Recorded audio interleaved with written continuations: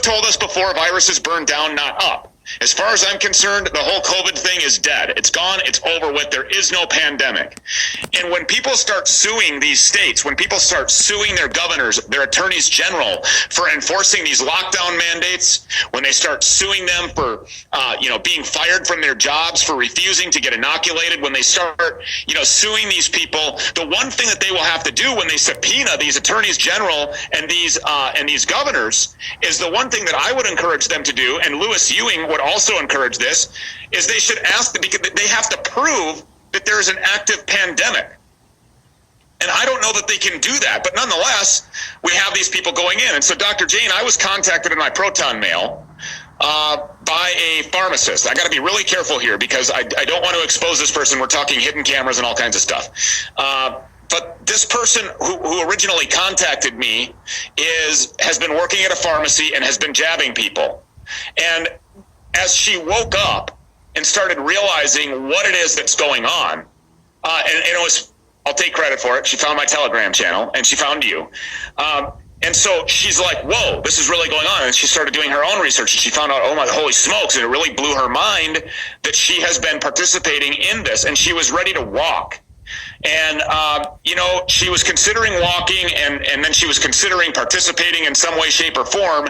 And she came to the conclusion on her own, if I were to leave right now, somebody else would just fill my shoes. So I'm going to stay and I'm going to do the right thing. In every war and every battle, there is collateral damage. There are innocent people that die and perish. There are casualties that are untargeted people. And unfortunately, those are the times that we're in. It's really a horrifying place that we're in this country right now when you actually sit down and think about that. These are people's lives that we're talking about, and these kids. And so, in conversation with her, she told me that she learned yesterday that there are 20 pharmacists at her chain or whatever that are leaving. And then I started doing some research on that. There was an article just yesterday, I don't remember where I saw it, but 20 CVS people are leaving. There's whistleblowers coming out and saying, that we don't know what we're injecting in these people. I want to talk about something. I want to ask you about these inserts. Whatever they're called, these pieces of paper that come inside of the box or the lot where these injections are sent to the pharmacists. These things, just like any other medication, have an insert, and that insert is supposed to list ingredients. I'm being told that they are intentionally blank, and I've seen them. They're blank. Pfizer, Moderna, Johnson & Johnson. How important is this piece of paper? And am I just overthinking this, or is that alarming to you as a pharmaceutical researcher expert that these things are blank? Stu, when people understand what that piece of paper is, they are going to be, I hope, very angry. That piece of paper is called the package insert. That's the little piece of paper that most of us throw out when we open up our new aspirin or Advil bottle. That's called the package insert. That's actually a legal document that I can tell you from the beginning is hammered out between the pharmaceutical company and the FDA. Every word, I'm telling you, every number, every punctuation mark is negotiated and approved by the FDA, or it cannot be in that insert. And it is based on the studies. And that package insert, if you look the next time of any other drug, you will see that there are studies in there with graphs, there are warnings to doctors, there are warnings to patients. The package insert is a legal document. The fact that these vials of these 4 injections are being circulated throughout the United States and in the world with blank pieces of paper is an outrage. It is a dereliction of duty. It's the most incredibly corrupt thing that is going on, that the FDA is not insisting on even a temporary package insert. It's also called the label. The label is a legal document. To have nothing at all, that means you have no information on the lot number, you have no information on safety, you have no information on efficacy, how efficacious it was. All we have are public statements, and these pharma companies will not respond to the questions that normally would have been answered by these package inserts. It's incredibly... that we are getting are from the people whose names are on the patents, from the investors who have a financial stake in this game. I mentioned it would be like Mike Lindell doing the pillow issuance for the government on behalf of the government.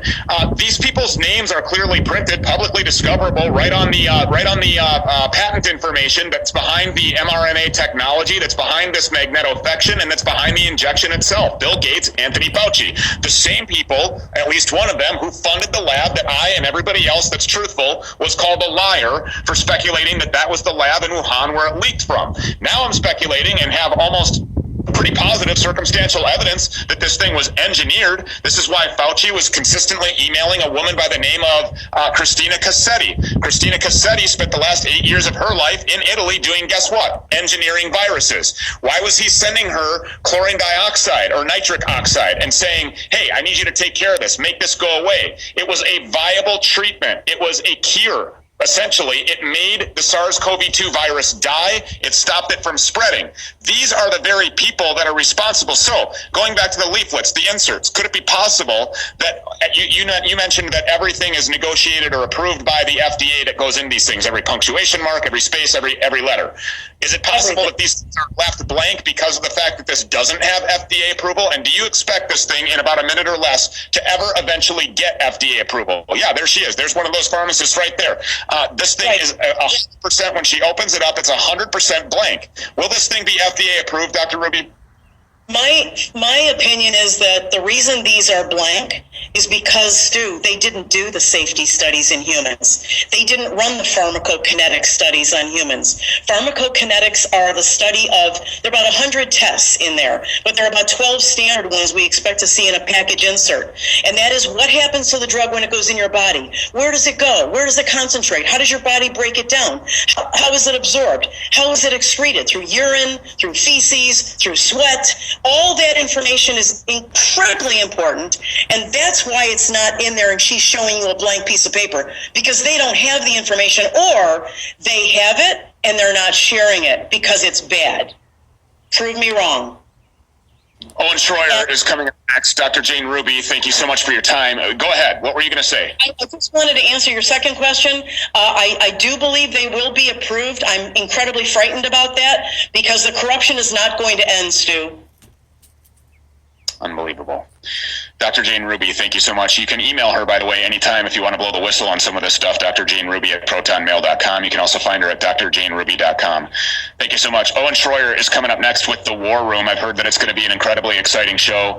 Please find me over at stupeters.tv. Check out that story that we did today. This is absolutely unbelievable. Aside from all the medical tyranny, aside from Republican candidates in Florida threatening a hit squad, assassinations, assassins from Russia and Ukraine to go take out a political opponent. Aside from all that, we now have voters, constituents, politely reaching out, asking for somebody to consider a forensic audit of the 2020 election. I don't know why they might be doing that.